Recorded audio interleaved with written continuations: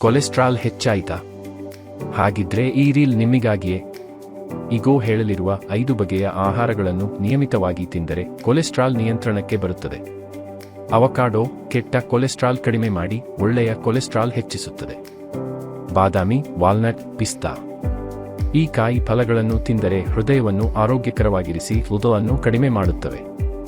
Olive ಎಣ್ಣೆ, ಶೇಂಗಾ ಎಣ್ಣೆಗೆ ಬದಲು ಆಲಿವ್ ಎಣ್ಣೆ ಬಳಸಿ ಕೆಟ್ಟ ಕೊಬ್ಬನ್ನು ಕರಗಿಸುತ್ತದೆ.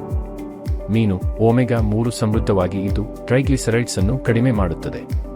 ಚಿಯಾ ಅಗಸೆ ಬೀಜಗಳು ಜೀರ್ಣ ವ್ಯವಸ್ಥೆಯನ್ನು ಉತ್ತಮಗೊಳಿಸಿ ಕೊಲೆಸ್ಟ್ರಾಲ್ ನಿಯಂತ್ರಣದಲ್ಲಿ ಇಡುತ್ತವೆ. ಇವುಗಳನ್ನು ನಿಮ್ಮ ಆಹಾರದಲ್ಲಿ ಸೇರಿಸಿಕೊಂಡರೆ ಔಷಧಿಗಳ ಅಗತ್ಯ ಕಡಿಮೆಯಾಗಿಸಿ ಹೃದಯವನ್ನು ಆರೋಗ್ಯಕರವಾಗಿರಿಸುತ್ತದೆ.